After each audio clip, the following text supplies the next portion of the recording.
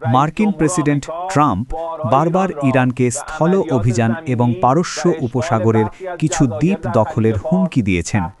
এতে কোনো সন্দেহ নেই যে এপস্টাইন মামলায় তার কর্মকাণ্ডের কারণে সন্ত্রাসী সংগঠন মুসাদের চাপে মার্কিন প্রেসিডেন্ট ইরানের বিরুদ্ধে যুদ্ধ ও আগ্রাসনে জায়নবাদী শাসক গোষ্ঠীর প্রধানমন্ত্রীর হাতে খেলার পুতুল হয়ে গেছেন। বিশ্বের সবচেয়ে মিথ্যাবাদী প্রেসিডেন্ট হিসেবে পরিচিত এবং যার কোনো বুদ্ধিবৃত্তিক বা বাচনভঙ্গির স্থিতিশীলতা নেই, সেই মার্কিন প্রেসিডেন্ট মোটেই বিশ্বাসযোগ্য নন।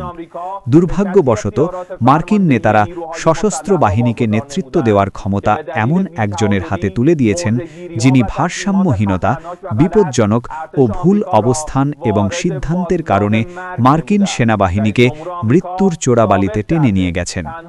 মার্কিন প্রেসিডেন্ট প্রমাণ করেছেন যে তিনি কেবল শক্তির ভাষাই জানেন। ইরানের কোনো ভূখণ্ডে স্থল অভিযান বা তা দখলের বিষয়ে ট্রাম্পের সাম্প্রতিক হুমকির জবাবে, যা অবশ্যই একটি ইচ্ছা মাত্র, আমরা ঘোষণা করছি যে ইসলামের যোদ্ধারা দীর্ঘদিন ধরে এই ধরনের পদক্ষেপের জন্য অপেক্ষা করছিল, এটা প্রমাণ করার জন্য যে আগ্রাসন ও দখলের ফল আগ্রাসনকারীদের অপমানজনক বন্দিদশা, অঙ্গচ্ছেদ ও গুম হওয়া ছাড়া আর কিছুই হবে না, এবং আমেরিকান কমান্ডার ও সৈন্যরা পারস্য উপসাগরের হাঙরদের উত্তম খাদ্যে পরিণত হবে।